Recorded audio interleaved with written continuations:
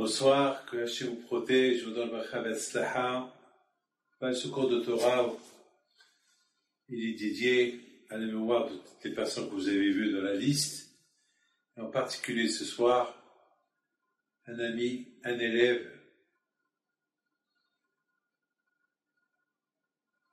Eliyahu Haïm Ben Yitzhak Imsalem, al Shalom, à l'âge de 20 ans.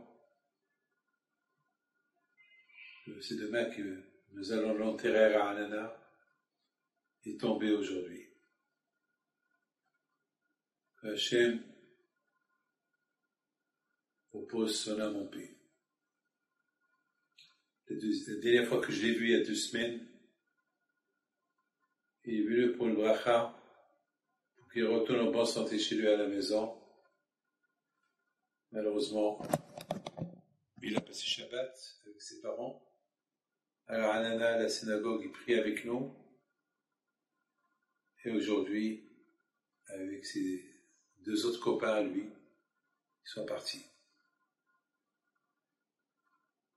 Qu'est-ce qu'il y a à dire? On ne peut que dire à Hachem que nos problèmes cessent.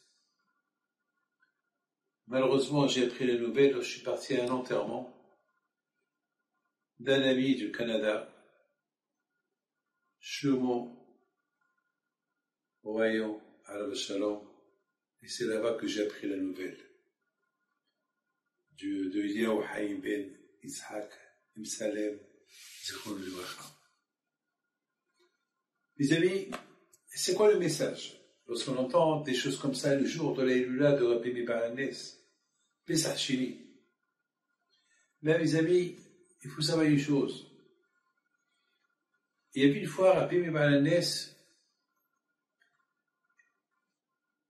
qu'il avait toujours l'habitude de prendre ses enfants avec lui le vendredi à la synagogue.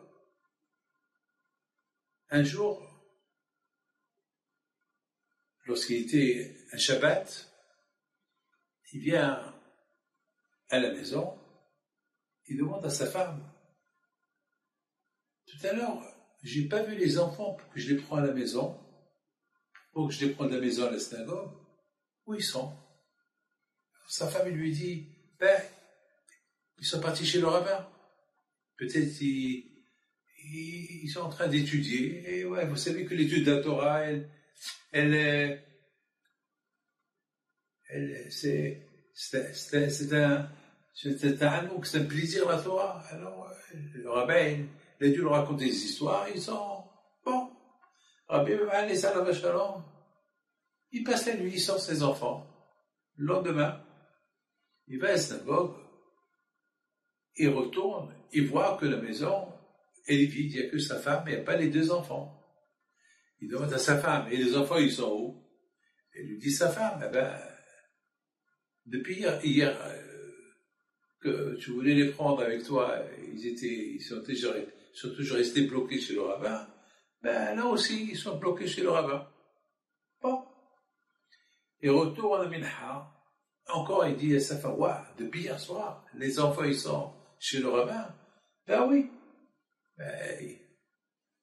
Ils ont dû passer Shabbat chez lui. Attends, ils t'ont rien dit.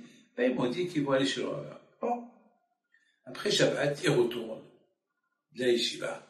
Il voit que les enfants ne sont pas à la maison. Il dit à sa femme, où sont les enfants? Alors, je vais aller les chercher. Il lui dit, sa femme, fais la Havdalah. Tout d'abord, tu fais la Havdalah. Une fois qu'il a fait la Havdalah, sa femme, il pose une question, il lui dit, mon cher mari, mais lorsque quelqu'un te donne quelque chose à lui garder, et il vient le réclamer, tu lui rends pas? Rabbi Meir ici à sa femme, bien sûr. Si quelqu'un te donne quelque chose, il ne t'appartient pas. Tu lui gardes, lorsqu'il vient le réclamer, tu lui donnes. Elle lui dit, dites-moi, mon cher mari, la neshama, l'âme que nous avons, ça ne nous appartient pas. Elle a dit non, la neshama, elle appartient au bon Dieu, c'est le bon Dieu qui nous la donne, on lui garde. On lui garde, et à un moment donné, il vient la récupérer. Alors, il lui dit, alors Rabbi, viens avec moi maintenant. Il y a quelque chose qui s'est passé, viens avec moi. Qu'est-ce qui se passe? Qu'est-ce qui se passe? Il y a quelque chose qui s'est passé vendredi, je n'ai pas voulu te le dire, pour ne pas perturber ton Shabbat. Elle monte avec lui dans la chambre, elle rentre dans la chambre, elle ouvre la porte, et voilà les deux enfants de Rabbi Meir Baal Nes, ils étaient allongés sur le lit, ils avaient attrapé un virus, et ils sont morts. Et lui dit, voilà, Hachem nous a donné ces deux beaux enfants, et il venait le récupérer, c'est à lui. Rabbi Meir Baal Nes, il regarde, il dit à sa femme, Hachem il a donné, Hachem il a pris. C'est dur, hein? C'est très dur pour une femme de résister. Vous savez que les femmes, c'est des pleureuses. Une femme qui perd son fils, ou qui perd deux fils, vous savez, elle va faire un tremblement de terre à la maison, avec les cris et les larmes et tout. Et là, la femme de Rabbi Meir, elle n'a pas versé une larme. Elle a compris, c'est Shabbat, elle ne peut rien faire. Elle va le dire à son mari, il va passer un mauvais Shabbat, il ne pourra rien faire, il ne peut même pas les enterrer Shabbat. Alors elle s'est dit, bon, ce qu'a fait, ce que Hachem il a fait, on ne peut rien dire. C'est pas la peine que je lui dis. On voit que Rabbi Meir Baal Nes, alav shalom, quelle histoire, quel moussard, quel enseignement on apprend de Rabbi Meir Baal Nes qu'aujourd'hui, c'est ça Iloula. Pourquoi on l'appelle Baal Nes? Pourquoi on dit Rabbi Meir le miraculeux, Baal Nes? Alors que Rabbi Shimon Bar Yochai, lui c'était un miraculeux. Lui faisait des miracles, Rabbi Shimon Bar Yochai. Lui, une fois il voit l'ange de la mort qui rentre dans la ville, il était capable de lui dire dégage.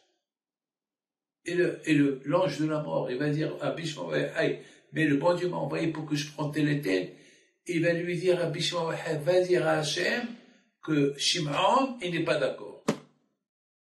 Vous vous rendez compte? Alors, Rabbi Shimon Bar Yochai, vous savez, Rabbi Shimon Bar Yochai, il était capable de détecter tout. Là où il y a un mort qui l'enterrait quelque part, il savait qu'il y avait là-bas un mort. Quelqu'un, vous savez, c'est des milliards de miracles qu'on peut raconter sur Rabbi Shimon Bar Yochai. Lui, on aurait dû l'appeler Rabbi Shimon Baal Nes. Mais non, on l'appelle Rabbi Shimon Bar Yochai.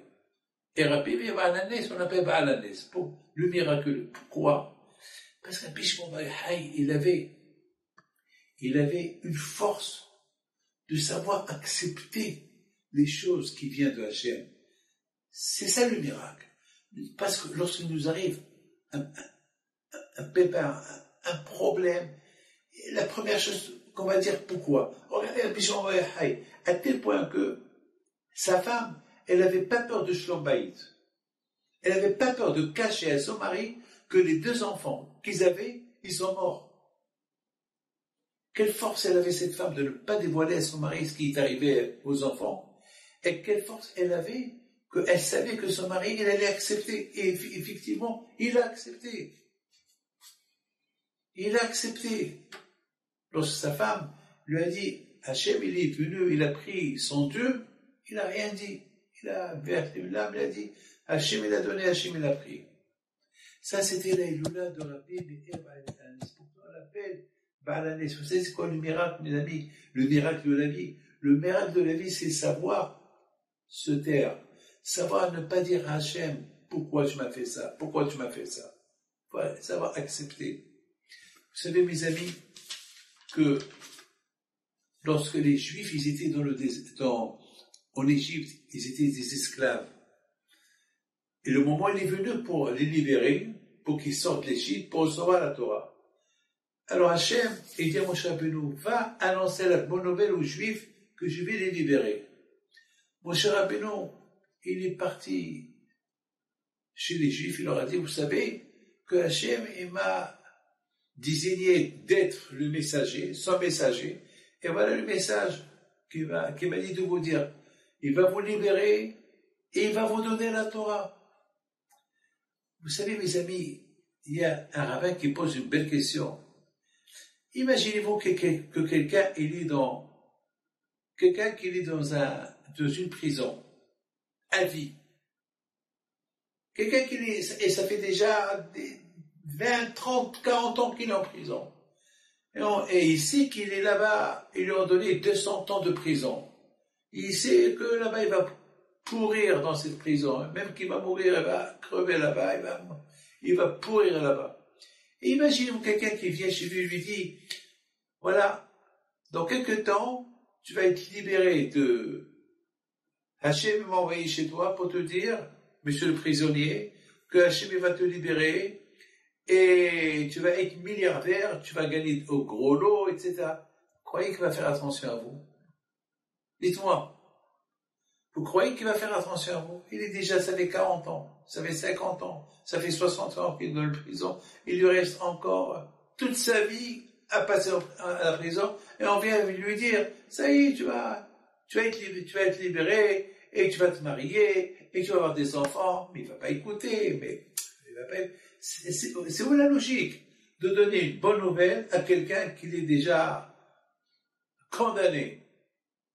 Vous savez, mes amis, je vais vous raconter une histoire. Ça va être très dur pour vous de la croire, mais vous n'avez pas le choix. Vous n'avez pas le choix. Il y a Hachem. Il y a Hachem. Vous savez, ça fait 2 jours que je cherche des écouteurs. Le soir, j'aime écouter les cours de Torah. Pour ne pas réveiller les enfants et la famille, alors j'avais des écouteurs, mais ils sont cassés. Et chaque fois, je prends note et je dis, demain, je vais demander au secrétariat de m'acheter des écouteurs. Et j'oublie. Et chaque jour, j'oublie. Et voilà, hier soir, j'étais au bureau. Voilà, je devais quitter le bureau pour rentrer chez moi. Et j'ouvre le casier de mon bureau. Alors, ce casier-là, je l'ai ouvert depuis, vous savez, 2 jours, je fais que l'ouvrir 10 fois, 15 fois, 20 fois par jour. Je l'ouvre et je prends ce que j'ai besoin et je le ferme. Et j'ai là-bas des stylos, j'ai là-bas des lingettes pour mes lunettes, des gouttes pour mes yeux, voilà, la graffeuse, voilà, c'est des choses que j'ai besoin pendant que j'écris, etc., etc. Et il n'y avait pas des écouteurs. Et soudainement, voilà, hier, je trouve 2 paquets, 2 écouteurs, 2 paquets. J'ai fait un sourire. Je ne me suis même pas posé la question, mais d'où ils sont venus ces écouteurs? Ils étaient là-bas. Parce que c'est des écouteurs qu'on donne dans les avions. Dans les avions, on te donne les hôtesses, ils distribuent des écouteurs pour écouter la radio. Moi, c'est gratuit. Je fais la collection, et voilà. Après, je les donne à mes enfants. Donc, ils étaient là-bas. Mais comment ça fait que ça fait 2 jours que je cherche des écouteurs et que je ne les ai pas trouvés? Dites-moi. Attends, ne me dites pas qu'ils sont venus. Non, c'était Air Canada. C'est des écouteurs qu'on m'a donné à Air Canada. C'est il y a quelques mois, lorsque j'étais au Canada. Donc, comment ça se fait que je ne les ai pas vus pendant 2 jours? Je cherche des écouteurs et je ne les ai pas vus. Et comment ça se fait que je les trouve? Vous savez que parfois le bon Dieu, il est très bon. Parfois le bon Dieu, il veut te voir sourire.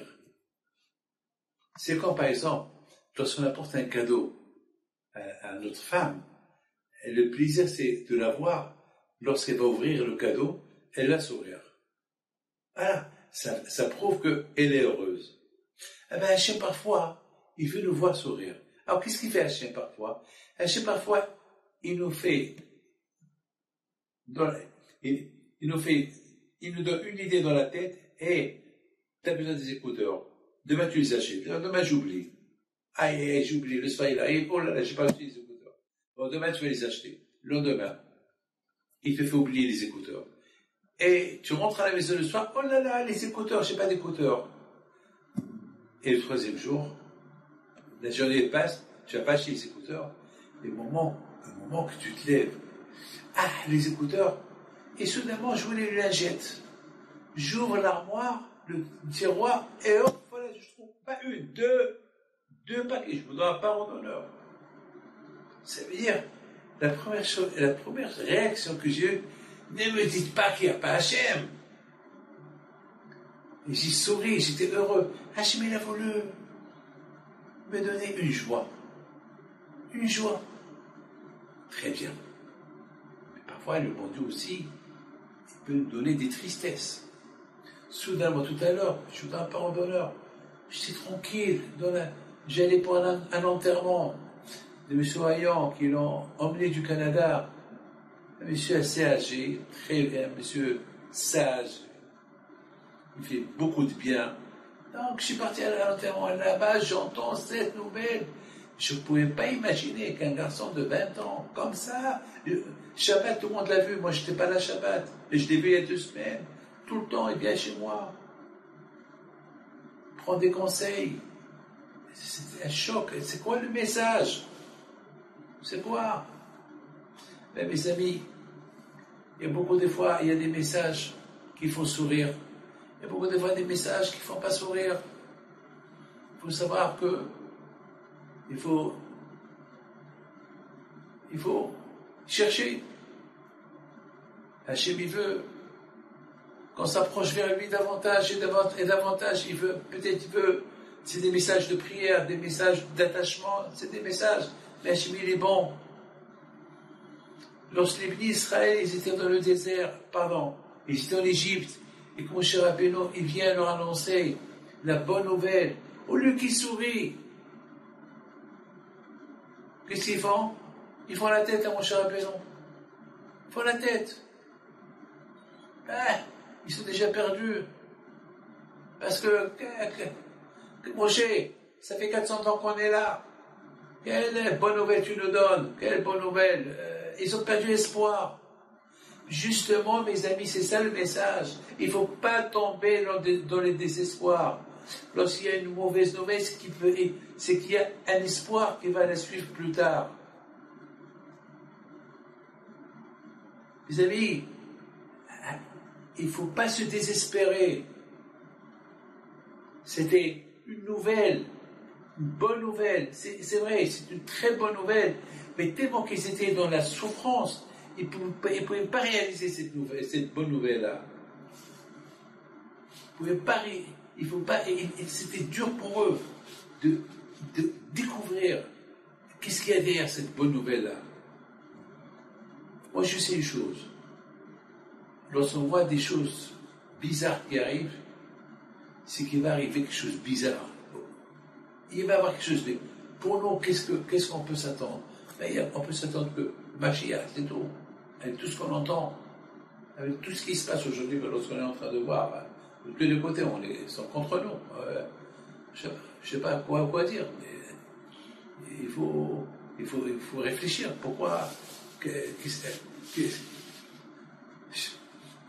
beaucoup de fois, je me dis, Hachem, qu'est-ce que tu veux de nous? Mais, au fait, qu'est-ce qu'il veut de nous? Il y a un message.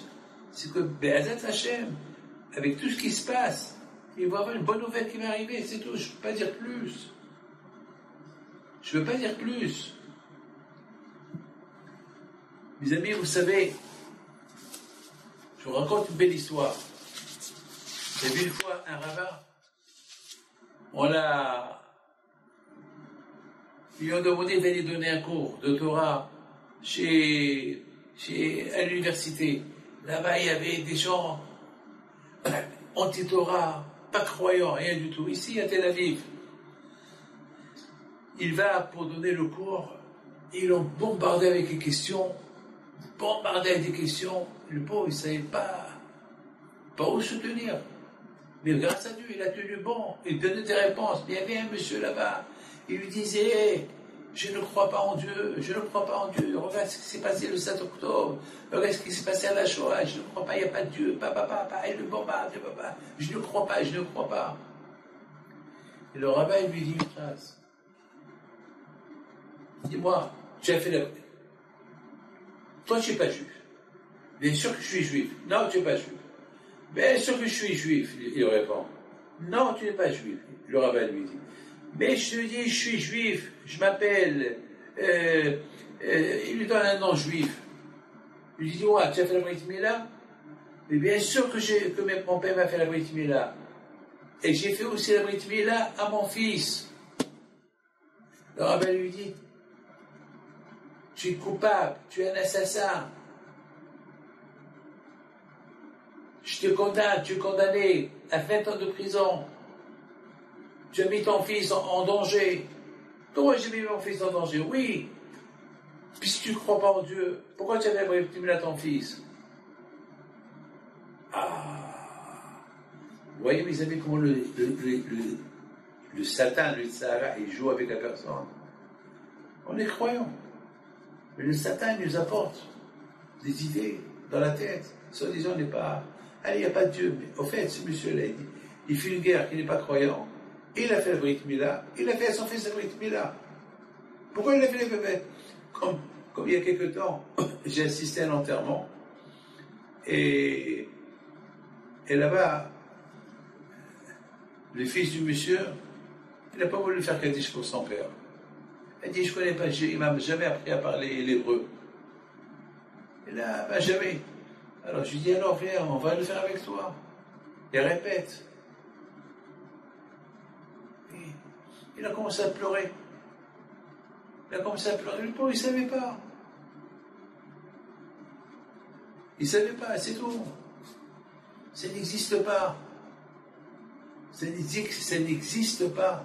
Quelqu'un qui va me dire qu'il ne croit pas. Il y a toujours quelque chose, il y a une défaillance. Le Sahara est très fort. Grâce à Dieu, j'ai eu deux bonnes nouvelles. Deux très bonnes nouvelles. Un couple qui devait divorcer.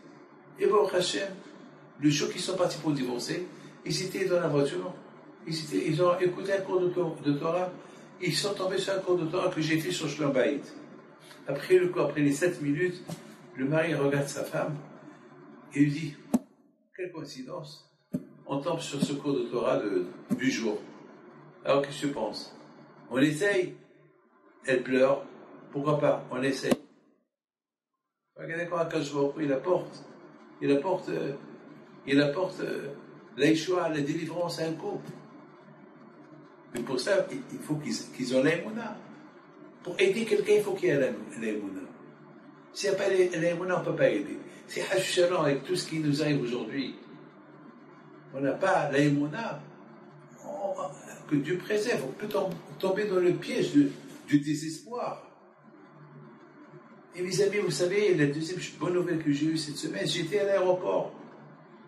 J'étais à Chicago, j'étais à New York. Et voilà, j'ai fait New York, Tel Aviv, samedi soir. Et voilà, il y a un monsieur qui vient vers moi. Il me dit, Rabbi David, je ne m'attendais pas à vous voir. Je suis content de vous voir.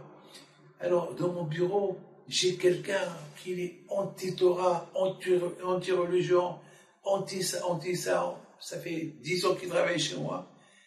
Et il a écouté un cours à toi. Il a fait Teshuvah.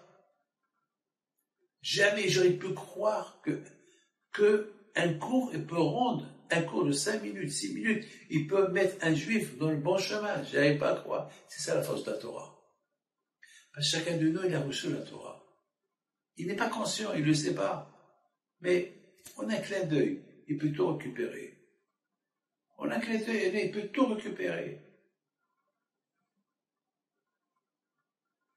Mes amis, vous savez, ici en Israël, avec tout ce qui se passe pour exister, les souffrances qu'on entend à gauche et à droite, il faut vraiment avoir une grande émouna, ou un Akash Baruch Hu, pour tenir bon. Il faut avoir vraiment, il faut prier à Akash Baruch Hu. Il faut vraiment avoir. Vous savez, c'est des nouvelles qu'on entend chaque jour. Mais Baruch Hashem, il y a l'Aïloula, il y a ce tzaddik, il y a l'Aïloula, il y a ce tzaddik. Regardez le grand cœur qu'il avait, la Béméa Balanès, d'écouter la nouvelle que ses 2 enfants, ils sont morts. Ils étaient dans la même maison avec lui pendant tout le Shabbat.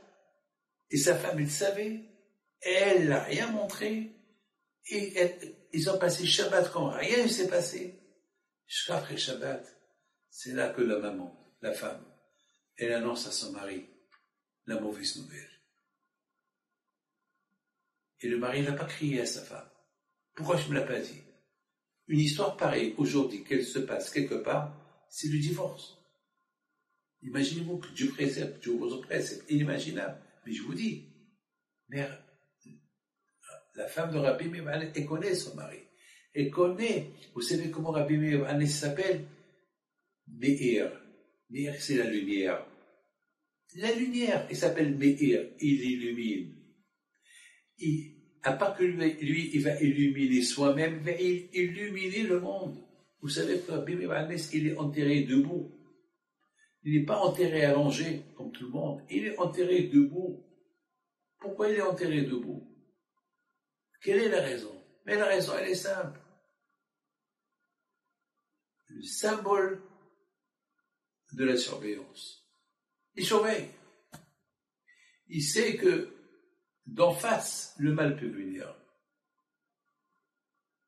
En face. Là où il est enterré Tiberia, en face, il y a là-bas les montagnes.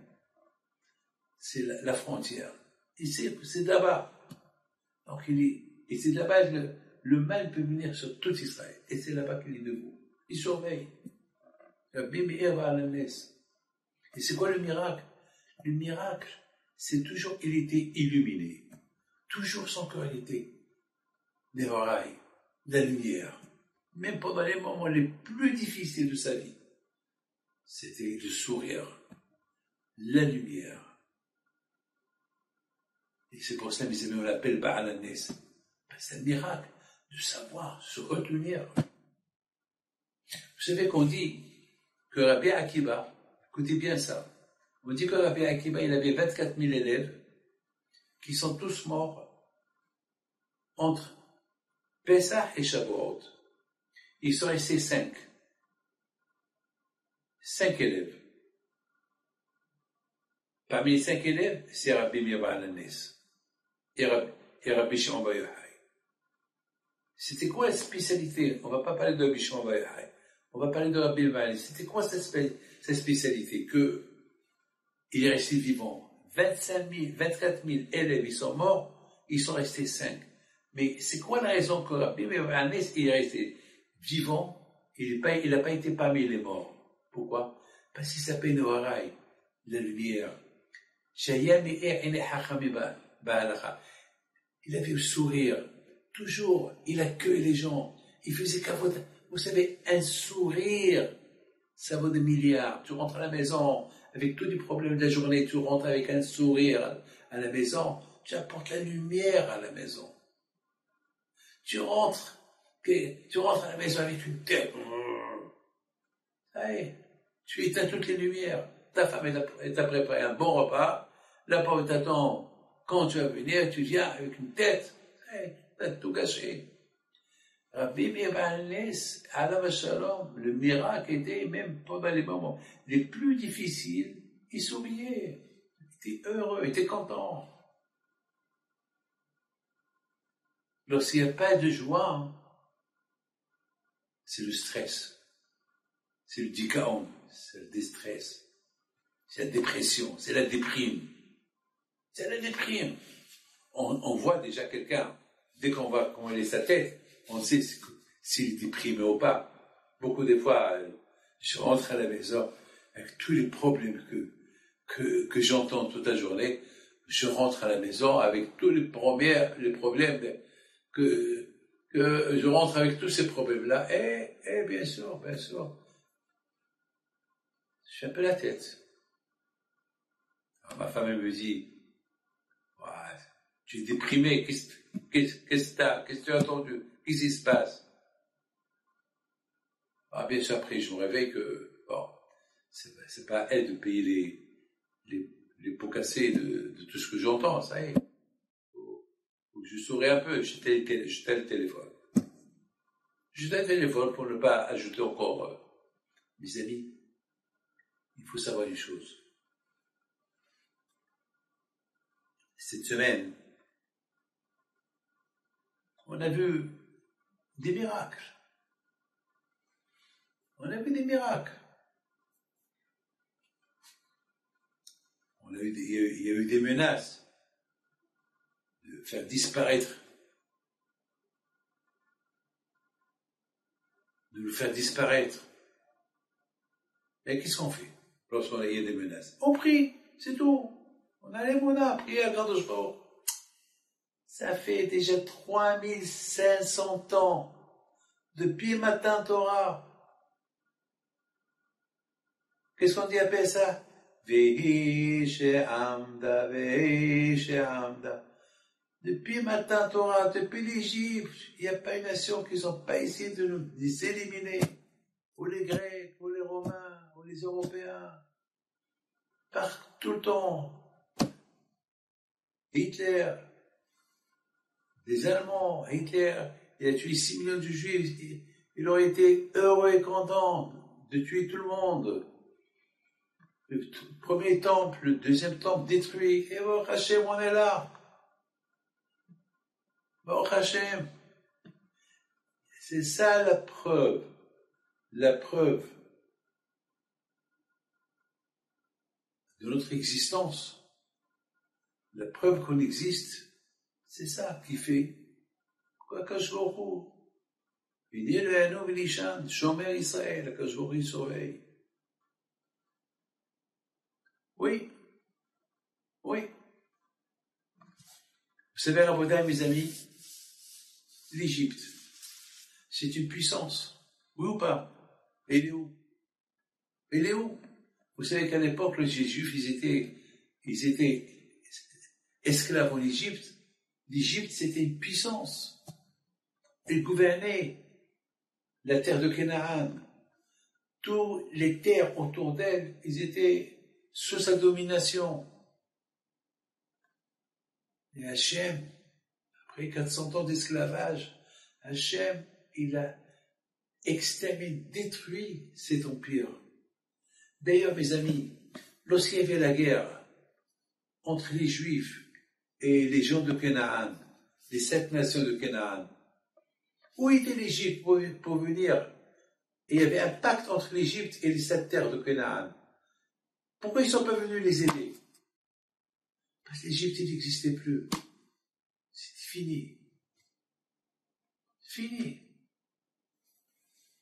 Akadosh Baruch Hu, il n'a pas libéré les Juifs de l'Égypte, jusqu'à que les Juifs, ils ont vu l'Égypte détruite.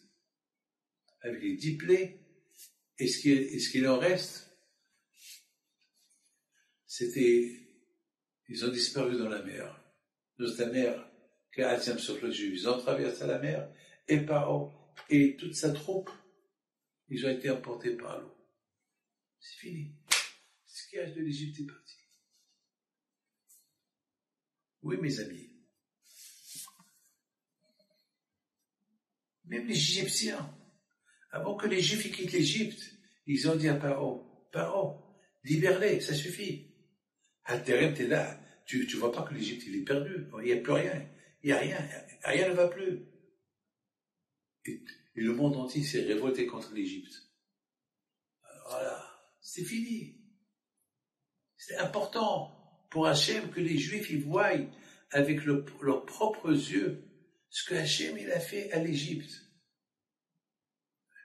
Un message, maintenant que vous avez vu ce que j'ai fait aux Égyptiens, je vous donne la terre de Canaan. Ici, ils vont avoir de l'aide de qui? De l'Égypte, elle n'existe plus. Elle n'existe plus.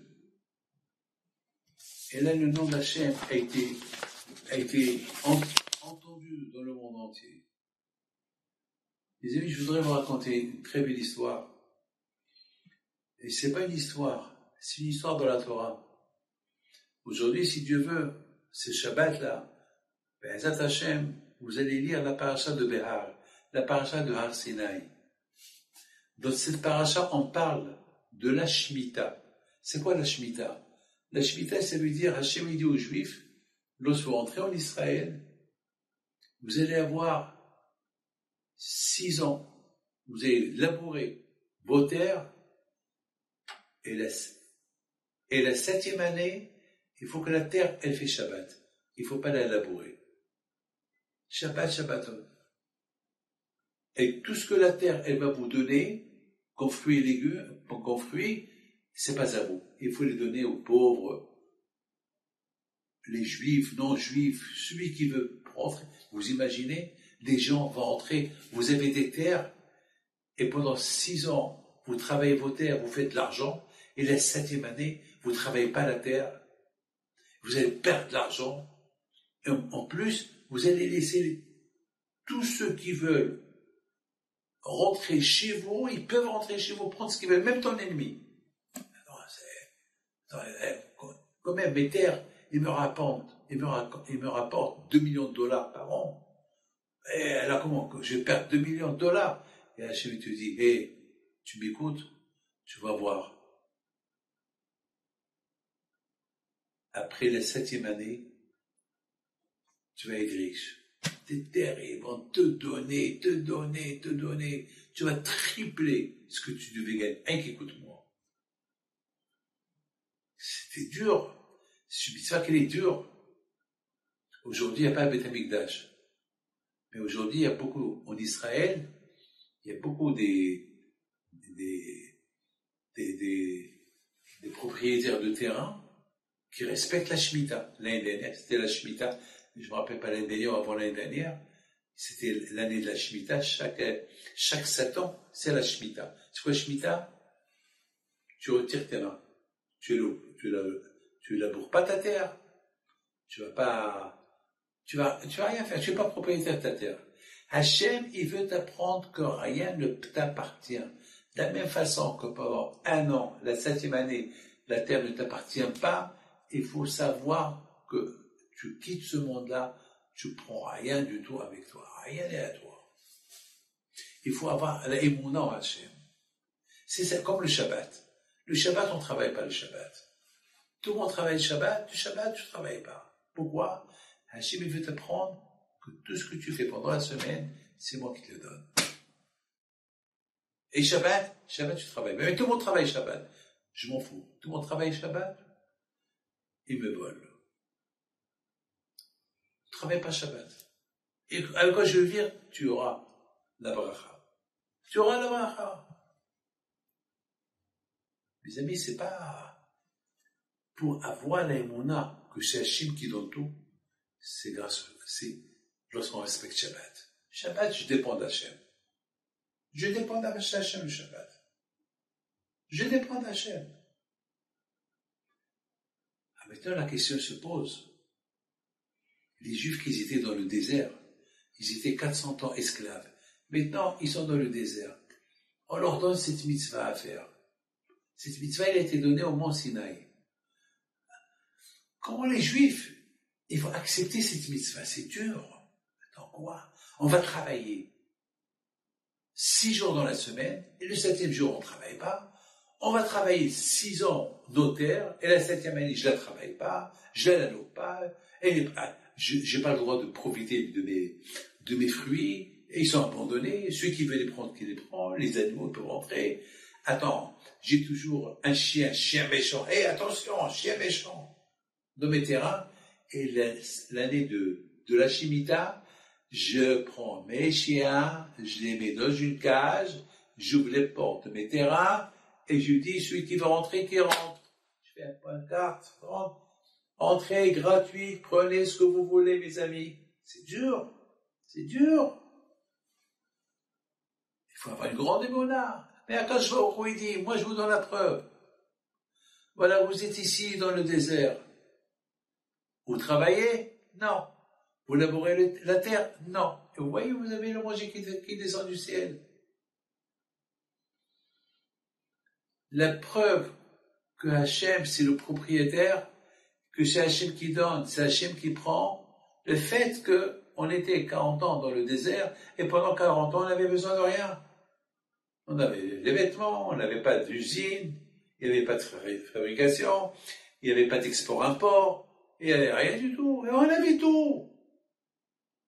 On avait tout venait. Vous savez que c'était celui qui a les monades, sa parnassa, elle vient jusqu'à sa poche. J'ai vu ça moi dans mes propres yeux. Quelqu'un qui voulait partir, passer Pessah, quelque part, il n'avait pas d'argent. Il a réservé la place, il a réservé l'hôtel, il a tout réservé. Il vient chez moi pour une bracha. Je lui dis, mais attends, quelle bracha? Il dit, justement que un paquet d'argent. Et Rabbi David, j'ai envie d'être avec toi, j'ai envie d'écouter les cours de Torah, et je vais. Je dis, d'accord, je dis, mais ça coûte cher, toi et ta femme, toute ta famille, attends, écoute mes cours de Torah, c'est pas peine de venir, c'est pas de témoigner, il m'a dit, si Dieu veut, Hachem, il va m'aider. Et voilà, je le rencontre là-bas. Je lui dis, alors comment t'as fait pour venir? Il me dit, ben, hier, il y a un monsieur qui vient chez moi. Ce monsieur-là, je lui ai prêté de l'argent il y a 5 ans. Il me les a rendus avant-hier. Et c'est la somme que j'avais besoin pour venir. Voilà, quand je vois, voilà comment quand je l'ai préparé. Sans payer ça 5 ans à l'avance. Mes amis, les messages. Il y a des messages que le bon Dieu nous envoie. Il y a des messages. Et aujourd'hui, on n'a pas les prophètes. On n'a pas des prophètes qui vont nous dire ce qui va arriver. Malheureusement, il y a des messages qui nous arrivent parce que ce qu'on est en train de voir aujourd'hui. Vous savez que le Kohen Gadol, le grand prêtre, lorsqu'il est rentré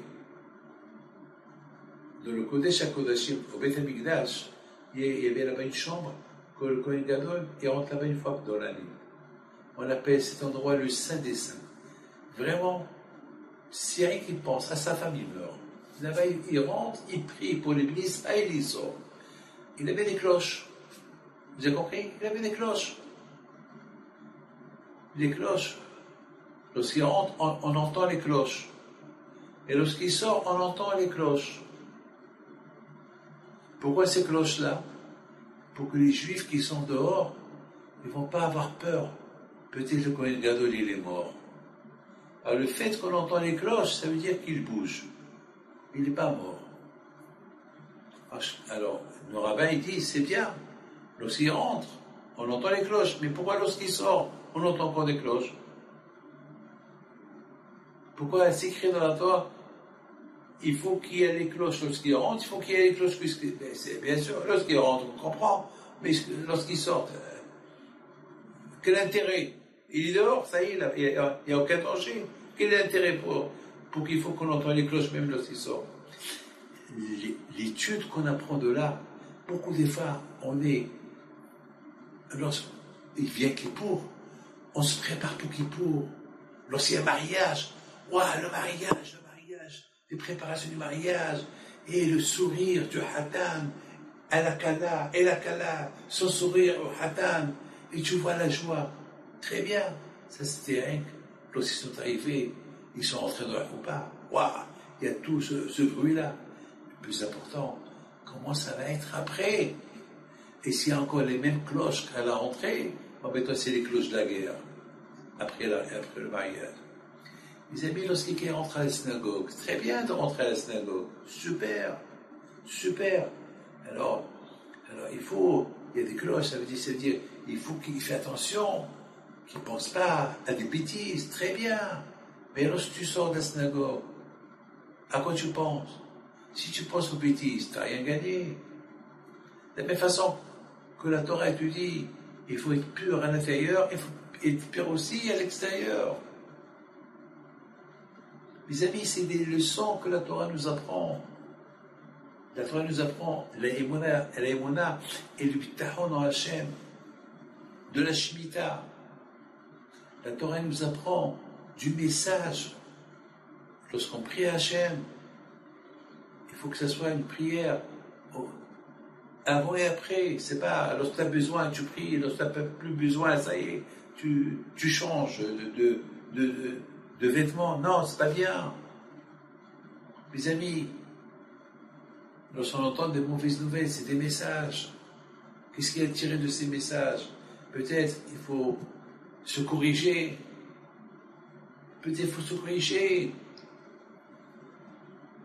Il y a partout, il y a des messages. Mais il faut toujours accepter. Parce que c'est ce que le Satan, le Yitzhak, c'est ce qu'il attend. Le Yitzhak, il attend qu'on se révolte. Apprenons de Rabbi Meir Ba'al HaNes, jamais il s'est révolté. C'est des messages. On vit dans les messages. Mes amis,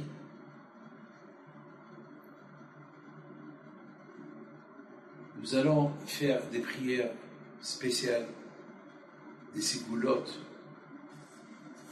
par la mémoire de Rabbi Meir Baal HaNes, des sigoulottes de Rabbi Meir Baal HaNes. Écoutez très bien. Moi, je vais lire les 4 Mizmorim de sigoulottes, et à vous, rien que de penser à votre nom, et penser au nom de ceux qui ont besoin du mariage, le parnassar, les enfants, et Be'ezat Hashem, les femmes enceintes qui accouchent en bonne santé. Voilà, je commence par le zéro de Rabbi Meir Baal HaNes.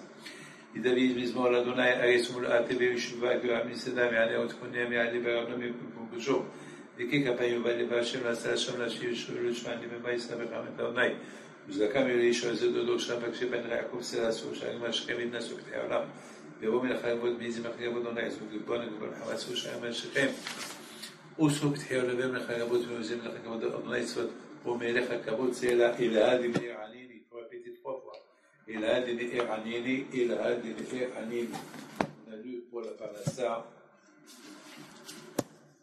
aïe si tu veux pour la bonne réussite بعزة الشم لا منسى تشحيت دافيد مختام بوحوم بلا شاور مع حمدي لكي يحبق حاسايا نشوف سكنة فريحي سعادة يعبوها بودي كان إلهيم عليون إلقو معنا يشتاق مشامي يشعين حيري وشوها في السيلة يشتاق يوليم حزدو بعميتو نفشي بتخلى بايم إشكي بلوات بني آدم شنيم حنيد بحيث مشونا بحيري بحدا وما على شميم إلهيم على الكل أعريس كوت خير الشيخين فعماي كفاف نشي كأول فانا يستيحان نفكي بتخلى السيلة نخلي بي اليوم نخلي بيشير الزميرة عورك بدي عوران نبي بخينو أعجى شرحة ومدخى بعميم أدونا أسميخان بيالكوميم היא גדול עד שמיים חסדיך ועד שחקים אמיתיך ומה על שמיים אלוהים על כל הארץ כבודיך אל ההדי באר עניני אל בהדי באר עניני אל ההדי באר עניני להמלציה חדושה עדות מכתם לדוד ללמד לעשותו את ארם נהרי בית ארם צורה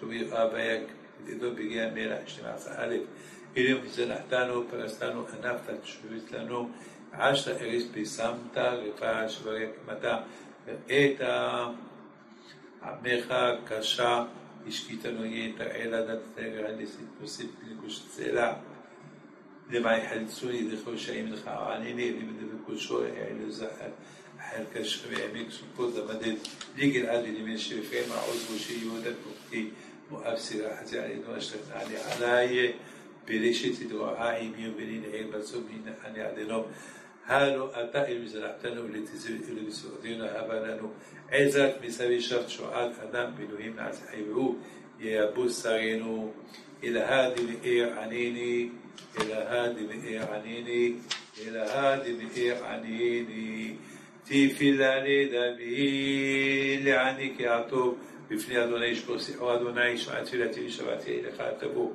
אל תסתר פניך ממני ביום צר לי התר אלי לפניך ביום יקם העני לכחלו בעשה ימי בעצמותי כמובית נחרו הוא כעשב ויבשתי בי כשרעתי מאכול לחמי מכל אנחתי דווקא עצמי בשרי דמייתי עד מדבר הייתי ככוס חרבות שקטתי הייתי כספו בודד על גב כל היום חיפונו אויבי מבוללה כבנשבעו כאפר כלחם אכלתי בשכובי בבחי מסכתי מפי זעמך וכספך כי לסתני אבל תשלחני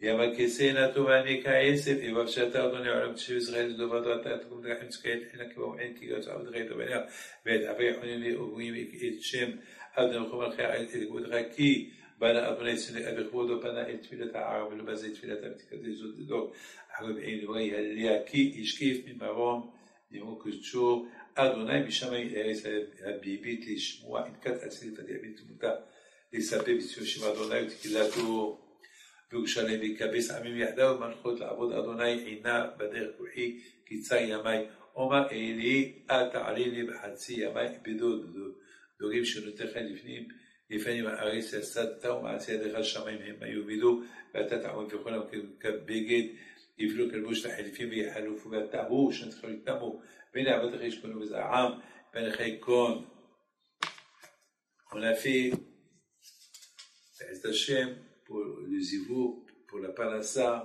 pour la réussite, Be'ez Hashem, et Kakashru, le Shlom Bayit, et le zivouk, Be'ez Hashem, répétez 3 fois, إلى هذه الإير عنيني إلى هذه الإير عنيني إلى هذه الإير عنيني نعم نسيح ميزو دافيد حلسيني أدوناي مادام رامي إيش حماسيم تنسيريني حجور أعود بيلف كل يوم يقوم حمود شنو يشنو نحاش حمات عخشوف تحت شفتم وسيلا شمريني أدوناي بدير رشامي إيش حماسيم تنسيريني حجور تحط بعمل تبلغين بحبها וחבי פרשו רשת ליד מעגל מוקשים שתו לי סלע אמרתי לבני אליאת האזיני עונה כל תחמני אדוני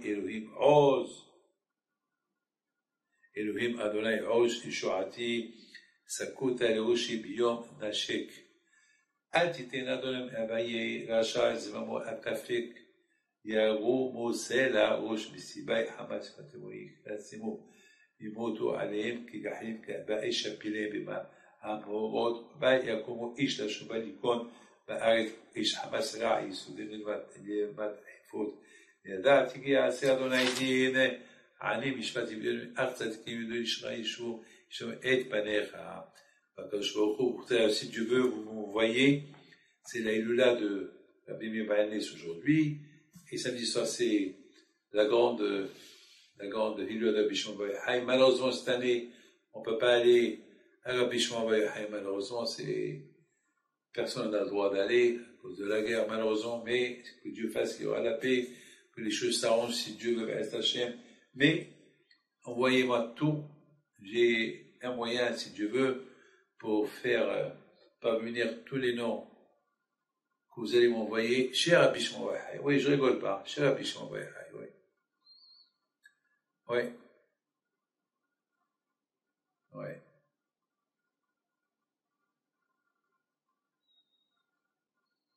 C'est tellement facile, hein, de voir Mashiach venir. Tellement facile. Il est à côté. Je vous donne la parole d'honneur, il est à côté. On sent le parfum. Oui. On n'est pas loin, si Dieu veut. Alors, vous pouvez m'envoyer tous les noms, si Dieu veut, vos demandes, vos prières, et on saura comment les faire parvenir. Samedi soir, on va faire un grand feu à Ashdod, la Madora, et c'est là-bas que moi-même je vais les jeter là-bas, si Dieu veut. Mais il faut les envoyer avant vendredi. Ça veut dire, si vous les envoyez vendredi, le Shabbat, je ne peux rien faire. C'est-à-dire, ce soir, demain, vendredi, et si Dieu veut, samedi soir, je vais à Ashdod, il y a des milliers de personnes autour de grands feux qu'on va faire, si Dieu veut, pour Rabbi Shimon Bar Yochai, et pas le Zechut de Rabbi Meir Bayanes, et ça va, tous les noms, et tous vos demandes, ils vont monter, j'ai attends de choses. Alors que le bon Dieu vous protège, vous donne la santé, la joie, la prospérité, à la semaine prochaine.